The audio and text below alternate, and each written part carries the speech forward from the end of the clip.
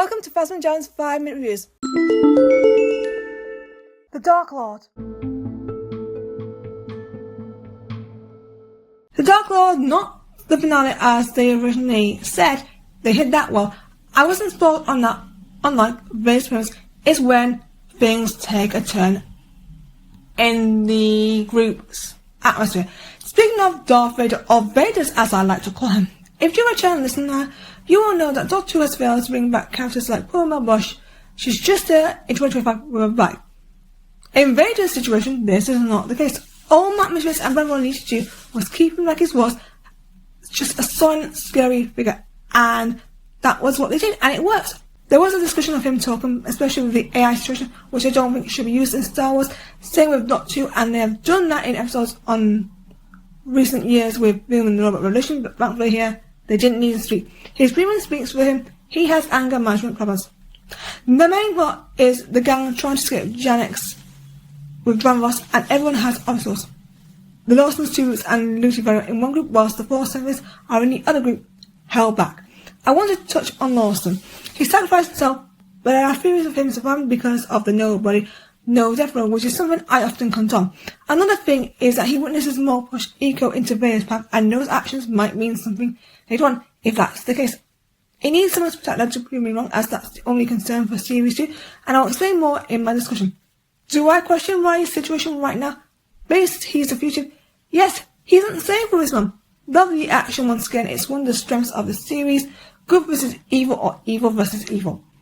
The main setting is the temple and the jungle area of giants, and it's perfect setting for something like this. It makes it atmospheric, like the Doctor versus Secret Slave fight in the Christmas Invasion, which is also good development for the return as Doctor, by the way. In the opposite, this is more negative in terms of one character because the development she's had in this series. She has been fighting inner demons. She has been kind of brainwashed. She has done reckless actions like stealing a car and fruit. It's, of course, Miss Devon Azara. Gideon and Adlon did a fantastic job and peaked here. After more attempts of being brainwashed by Maul, Ego's death finally triggers the fury of Devon, and she goes local, fights with anger and fear and hatred in a dangerous way, just what Mr. Maul had wanted from the start.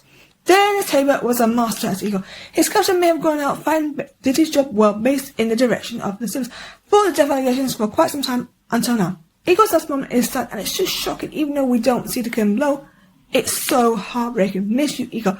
The star somewhere came into the series as one to watch, and he finished it superbly. He lost all his crew last episode to gain his new appearance in this episode, so he won't be alone, and even when he was manipulating the situation, or as we say, betrayal.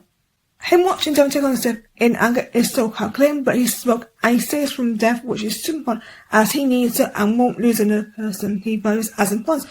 He tells her that he will train her going forward. Those words, train her, which he finally agrees to, in silence. The last scene is so cool. Maul prepares to take on his side of the deal with.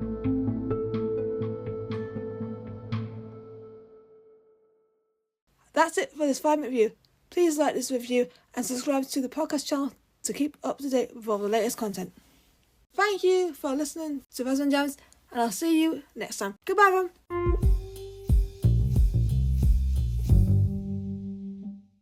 Thank you for listening to the podcast. Subscribe to Phasma and Jared's and stay tuned for more podcasts. See ya!